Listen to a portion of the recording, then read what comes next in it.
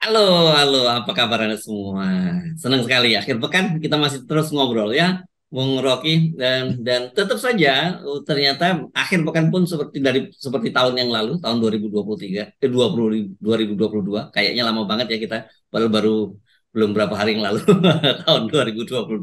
Masih kagok-kagok nih Bung Rocky ngomongin 2023. Itu em, masih terus tensinya malah semakin menghangat ini dan yang menarik kita akan soroti itu akhirnya kan masuk juga gugatan terhadap Perpu Cipta Kerja ya. Ada sejumlah aktivis, ada mahasiswa dan juga menggugat itu ke Mahkamah Konstitusi. Dan yang menarik adalah permintaan dari pengacara para penggugat ini agar Ketua Mahkamah Konstitusi Anwar Usman itu tidak menjadi anggota majelis hakim yang menyidangkan gugatan ini. Dan orang kan pasti tahu apa maksudnya ini ya. Ada conflict of interest atau conflict of family atau apa itu sebutannya lah begitu ya. Ya, soal konflik of interest ada di mana-mana tuh, dan konflik of interest yang tertinggi adalah antara Jokowi dan Mahkamah Konstitusi sendiri kan. Dan ini kalau antara Ketua Mahkamah Konstitusi dengan Presiden, ya pasti itu karena soal hubungan darah yang secara hukum ada. Tetapi yang lebih penting adalah antara Mahkamah Konstitusi sebagai lembaga yang diatur oleh Undang-Undang Dasar dan Presiden sebagai lembaga juga yang diwajibkan untuk taat pada semua keputusan yudikasi. Jadi itu intinya tuh. Dan kita mengerti bahwa orang tetap ikuti prosedur hukum. Oke, judicial review. Yang kita tahu ujungnya juga itu pasti ditolak gitu. Kecuali Mahkamah Konstitusi itu terancam secara real oleh tekanan massa. Itu yang bisa mengubah tuh. Jadi kalau cuma pakar masuk ke situ ya nggak ada poinnya di situ kan. Dan udah berkali-kali diajukan hal yang sama dan kita tahu otak hakim-hakim Mahkamah Konstitusi itu standar aja, dia nggak bisa membaca beyond legal reasoning. Jadi sekali lagi bagus saja ikuti prosedur ya, dilaporkan, diminta di judicial review. Tetapi yang memungkinkan kita berpikir tentang pemaksulan misalnya, kalau kita lanjutkan logikanya, itu kalau ada tekanan massa dan ya DPR ya Pak Yusril masih mengatakan ya DPR ikut bertanggung jawab tuh, karena itu DPR nggak boleh protes. Iya nggak boleh protes secara normatif, tapi secara deskriptif DPR itu juga bisa baca kepentingan publik yang memang berbeda ketika DPR menyetujui. DPR bisa bilang sekarang ada novum bahwa publik itu marah. Kenapa? Karena Jokowi mempermainkan undang-undang, mempermainkan aturan dengan menghalalkan sesuatu yang dinyatakan haram kan. Kan ada alasan baru kan bahwa DPR nggak melakukan tindakan seperti yang diperintahkan oleh Mahkamah Konstitusi, yaitu pelajari ulang dan lakukan proses dari awal supaya ada yang disebut partisipasi yang bermakna. Itu soal lain tuh. Tetapi kita mau tunggu sebetulnya pakar-pakar hukum tata negara ini justru mendorong supaya ada impeachment. Jadi kalau Pak Jimli udah ngomong begitu, itu artinya Jimli juga tahu bahwa DPR nggak bisa tuh. Tetapi ada situasi sosiologi di masyarakat. Buruh bergerak, mahasiswa bergerak tuh. Dan mahasiswa, bahkan mahasiswa mengajukan judicial review kan sebagai ya semacam basa-basi lah, sopan santun bahwa kami juga paham hukum loh Pak Jokowi, mahasiswa mau bilang begitu tuh. Tapi di atas itu kan kita tahu bahwa ini nggak mungkin dibatalkan karena tadi saya dengar Pak Wakil Presiden sendiri bilang ini untuk melayani kepentingan investor. Dia pakai kata-kata ya ini kalau nggak begitu investor nggak bisa rasa aman. Jadi sebetulnya dia mau melayani kepentingan investor. Demikian juga Saudara Bahlil mengatakan bahwa demi potensi 1.200 triliun itu masuk dalam untuk investasi, maka Omnibus Law satu-satunya cara adalah dengan meresmikan dia sebagai undang-undang. Nah itu kegentingannya rupanya di situ, demi investor. Nah, kalau kita uji misalnya jalan pikiran Bahlil, dia bilang bahwa kegentingan itu karena ada 1.200 triliun, 1.200 triliun yang menunggu kepastian hukum tuh. Jadi dengan kata lain, memang sudah ada 1.200 triliun dan itu yang harus dilayani oleh undang-undang ini. Padahal kita tahu bahwa itu semua MOU. Di mana pentingnya MOU itu? Bagaimana misalnya kalau dibuktikan terbalik bahwa setelah setelah uh, uh, apa namanya nih, undang-undang itu dinyatakan sebagai resmi, setelah Perpu itu dinyatakan sebagai undang-undang oleh DPR, lalu 1.200 triliun itu nggak masuk, yang bertanggung jawab siapa coba? Kan ini sebetulnya yang disebut kegentingan memaksa itu apa yang ada di depan mata itu, dan itu mesti dilayani secara real time. Ini menunggu 1.200 triliun itu namanya kegentingan memaksa. Yang mereka maksud kegentingan memaksa kan konyol jalan pikirannya kan. Sesuatu yang potensial itu bukan kegentingan yang memaksa. Kegentingan memaksa itu yang di depan mata, itu yang namanya kegentingan memaksa. Kalau udah mau dipatok ular kobra di depan mata tinggal 20 cm, itu ada kegentingan memaksa. Kalau baru mimpi mau dipatok ular kobra, ya itu bukan kegentingan yang memaksa lah. Gampangnya begitu. Ya, ya, ya. Oke, jadi sebenarnya ya pernyataan Pak Yusril ini yang menyatakan bahwa eh, ini terlalu dipaksakan kalau ada soal diarahkan ke impeachment, dan kemudian nggak mungkin juga DPR melakukan karena ini sebenarnya tanggung jawab sama-sama yang diberi amanah, yang ditugaskan oleh Mahkamah Konstitusi itu DPR dan pemerintah. Ini sebenarnya kita mesti membacanya bahwa justru dengan pernyataan Yusril itu dia sendiri melihat realitas politik di DPR yang sangat mungkin berubah gitu situasinya gitu ya. Iya, Yusril juga yang punya pengalaman ketika reformasi itu. Kan Oh iya ya. Yusril juga punya pendapat yang sama tuh. Nggak mungkin dong Pak Harto baru dipilih oleh DPR secara bulat, kenapa mesti dijatuhkan? Sama aja logikanya tuh.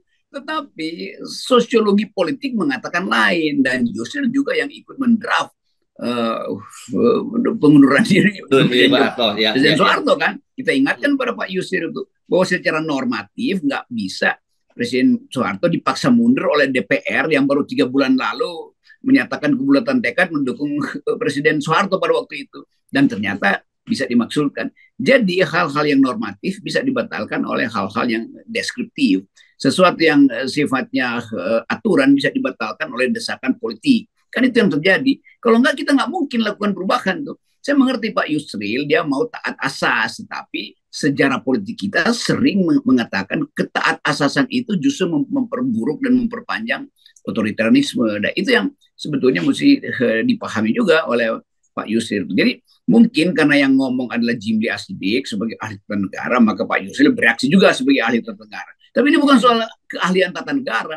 Ini keahlian untuk mempercepat perubahan politik demi harapan yang lebih masuk akal, yaitu Indonesia jangan lagi dijajah oleh kunyuk-kunyuk yang ada di istana yang hanya jadi penjilat dan jadi semacam skrup yang obengnya dipegang oleh elite, oligarki, etc.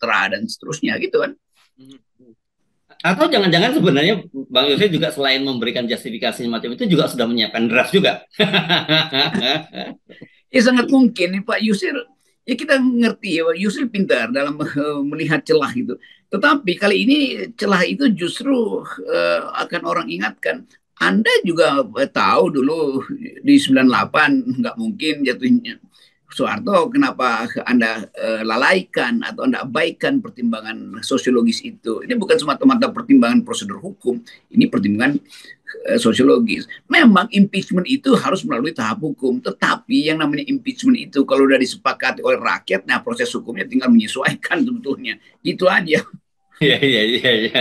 Oke, jadi memang saya kira sekarang ini kalau disebut yang Anda sebut justru bukan karena kegentingan memaksa, tapi memaksakan kegentingan gitu. Dan situasinya bisa betul-betul menjadi genting gitu karena dipaksakan kegentingannya. Itu yang terjadi kan. Kalau memaksakan kegentingan itu ada bahannya untuk dijadikan dalih. Ini kita karena ada kegentingan yang memaksa itu. Dan satu-satunya yang diucapkan Presiden Jokowi itu adalah perang Ukraina.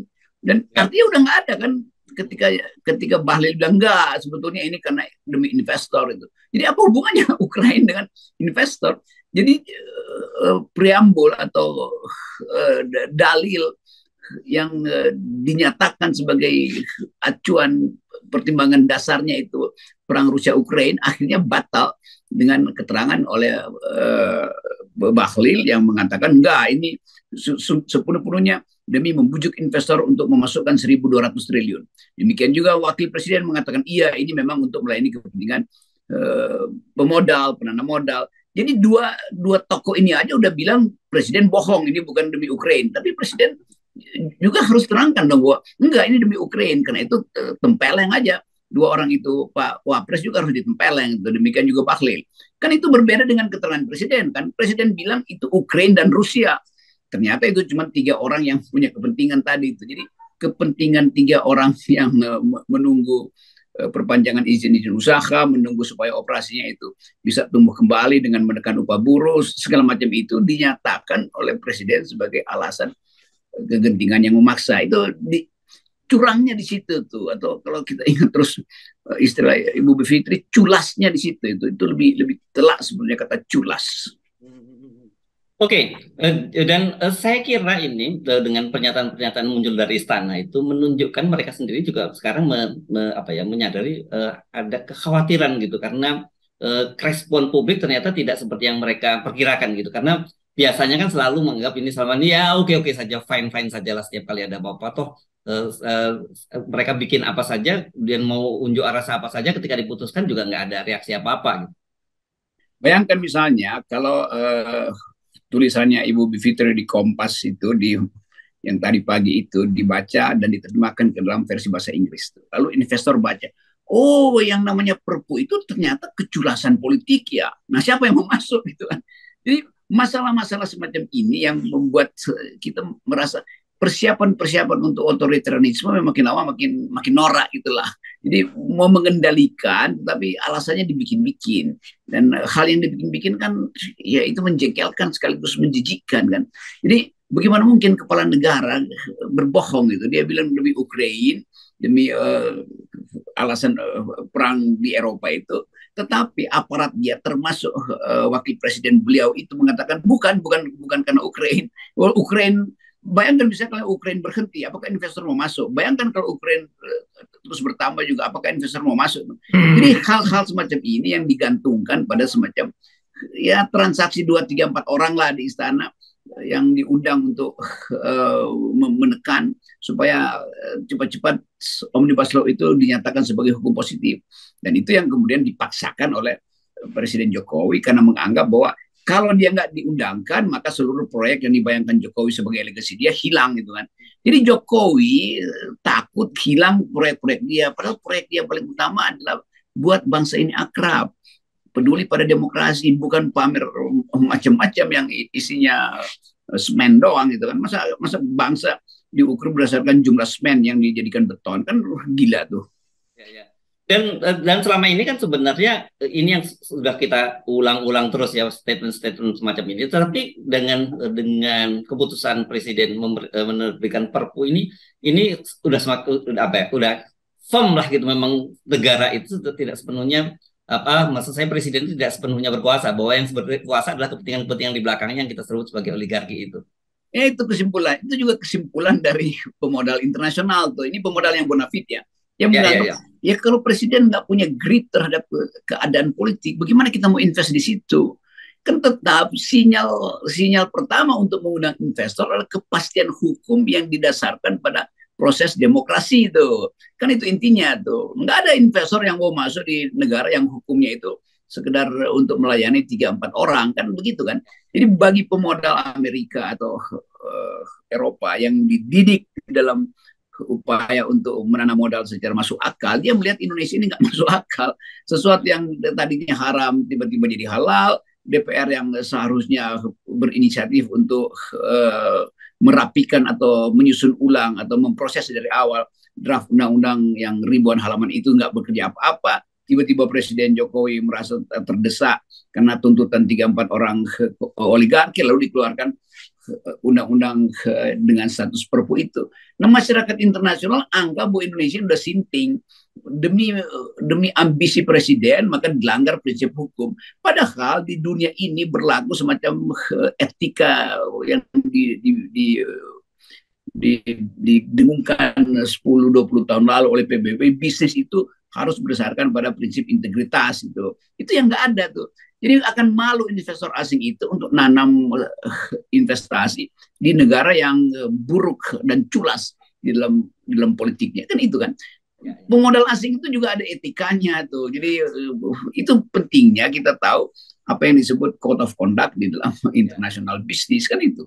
Ya. Nah, kalau kita balik lagi jadi ke yang tadi yang kita bicarakan pertama tadi bahwa ada tuntutan agar adik ipar Pak Jokowi tidak menjadi majelis hakim dalam mengadili perkara gugatan yang diajukan oleh para aktivis dan mahasiswa ini, menurut Anda itu menjadi masih relevan atau tidak gitu? Dia relevan untuk mengingatkan bahwa Jokowi punya adik ipar yang menguasai sistem hukum. Itu aja relevansinya. Oke. Jadi Ya. bagus juga diingatkan. Orang udah hampir lupa tuh. Oh Oke. ternyata Pak Hmm. Jokowi itu punya agen di Mahkamah Konstitusi. Siapa? Hakim konstitusi. Bukan adik iparnya yang jadi hakim konstitusi. Kalau dulu masih hakim konstitusi yang mau melamar. Sekarang udah jelas, dan itu artinya Jokowi punya akses langsung ke kuping Ketua Mahkamah Konstitusi untuk Ya. membisikkan pentingnya Perpu ini. Demikian juga Ketua Mahkamah Konstitusi punya akses langsung di depan meja makan malam-malam dengan keluarga untuk mengetahui apa aspirasi atau yang dibayangkan oleh Presiden Jokowi. Kendati nggak diucapkan, tetapi itu kan saling kirim bahasa tubuh. Ya, ya, ya, ya, ya, ya. Oke, tapi tetap saja meskipun nantinya katakanlah Pak Anwar Usman ini tidak menjadi panel majelis hakimnya, tetap saja sebenarnya lembaga ini sudah kehilangan kepercayaan dari publik juga ya. Iya, itu bukan sekedar, karena itu tadi, itu bukan sekedar status Ketua Mahkamah Konstitusinya, tetapi sebagai mahkamah mestinya ada berapa mereka di situ tuh, 7 atau 9 orang itu, harusnya kira-kira yang 7 itu biarin tinggal 2 di situ, yang 7 mundurkan diri aja, malu itu. Siapa? Saldi Isra masih di situ tuh, yang kawan kita yang setara integritasnya dengan Mahfud waktu di luar. Jadi sebetulnya poin-poin yang ada di dalam masyarakat sipil kan dibaca juga oleh kawan Saldi Saldi. Isra sebetulnya, yang paham bahwa ini nggak bener loh. Jadi lakukan bukan sekedar dissenting opinion, tapi bikin disensus bahwa kami tidak setuju dengan itu. Bukan dissenting doang, bikin disensus saja. Dan itu disensus artinya dissent itu ya keluar dari Mahkamah Konstitusi, karena supaya ada pelajaran penting bahwa kita ingin negeri ini dituntun oleh kebenaran, bukan oleh sekedar kepentingan. Jadi poin kita sekaligus mendorong Mahkamah Konstitusi untuk ya letakkan aja, buat apa kalian ada di situ tuh, kalau kalian bisa di brief di remote control oleh presiden, kan malu betul kan. Ya, ya, ya. Oke, ini makin menarik gitu ya, bahwa dan sebenarnya pernyataan-pernyataan yang membantah bahwa tidak mungkin presiden dimaksudkan itu bisa kita artikan sebaliknya. Sekarang ini sebenarnya ada keresahan juga di kalangan istana gitu bahwa sangat jadi ini akan menjadi bola liar gitu ya. Ya itu ya mungkin akan ada gerakan baru untuk nyogok DPR segala macam. Iya, tapi udah dicatat bahwa Presiden Jokowi bukan orang yang paham demokrasi. Mahkamah Konstitusi bukan orang yang paham konstitusi. Gampang aja kan. DPR bukan orang yang paham rakyat. Kira-kira begitu. Karena itu rakyat anggap oke, kita ambil jalan sendiri aja. Memang ini ya ada butuh waktu, tapi seringkali waktu itu tiba-tiba dipercepat gitu. Karena ada faktor global misalnya itu. Ada kepentingan asing yang melihat bahwa ini Indonesia udah enough is enough lah, karena nggak bisa diminta untuk sama-sama membangun demokrasi global, kan sebetulnya itu intinya. Oke, baik, terima kasih Bung Rocky, dan selalu kita ingatkan bahwa sejak dulu kita udah mengingatkan bahwa harusnya kita kembali ke 0% ya.